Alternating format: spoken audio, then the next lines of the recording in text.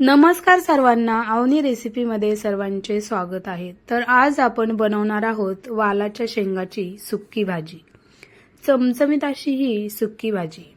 तर त्यासाठी आपण घेणार आहोत ह्या वालाच्या शेंगा, मस्त अशा कवळ्या लुसलुशीत शेंगा आहेत। याला आपण आता असं हाताने कट करून घेणार आहोत। तुम्ही चाकूने पण घेऊ शकता, पण हाताने केलं तर अजूनच चव जास्त लागते। तर या सर्व शेंगाला आपण या प्रकारे असं बारीक बारीक कट करून घेणार आहोत।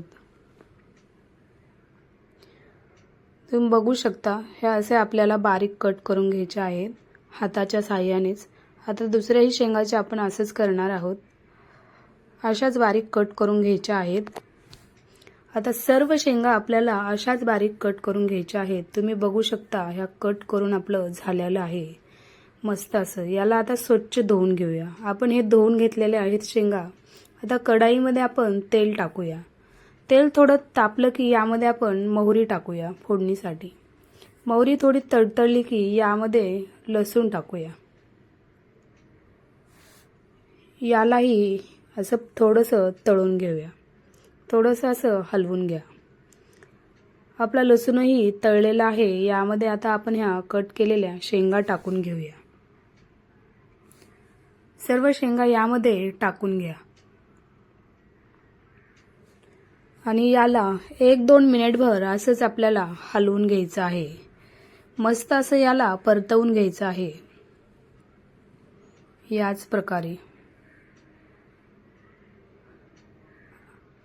आपलं हे हलवून झालेलं आहे। यामध्ये आता चवीनुसार मीठ टाकून घ्या आणि व्यवस्थित असं मिक्स करून घ्या।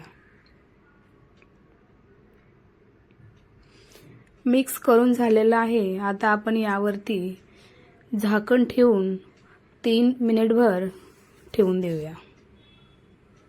आता झाकण खोलून बघूया, आपल्या शेंगा ह्या अशा थोड्याशा शिजलेल्या आहेत। याला थोडंसं हलवून घेऊया। बाकीच्या शेंगा आपण मसाले टाकल्यानंतर शिजून घेणार आहोत।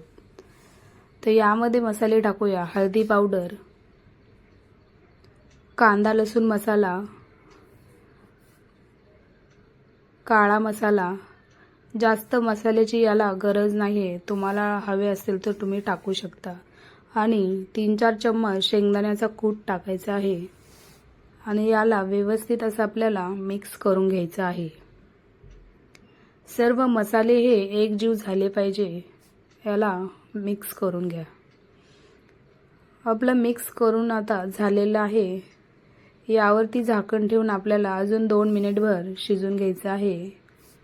झाकण काढून बघूया, आपल्या शेंगा ह्या मस्त अशा शिजलेल्या आहेत। एकजीव सगळं मसाले झालेले आहेत। तुम्ही बघू शकता, चमचमीत अशा शेंगा झालेल्या आहेत। तर या शेंगा तुम्ही भाकरी बरोबर, चपाती बरोबर, भाताबरोबर खाऊ शकता। चवीलाही एकदम मस्त लागतात आणि चविष्टही लागतात। तर तुम्ही एकदा नक्की ट्राय करून बघा ही रेसिपी। व्हिडिओ आवडल्यास लाईक करा, शेअर करा, सबस्क्राईब करा आणि व्हिडिओ बघितल्याबद्दल खूप खूप धन्यवाद।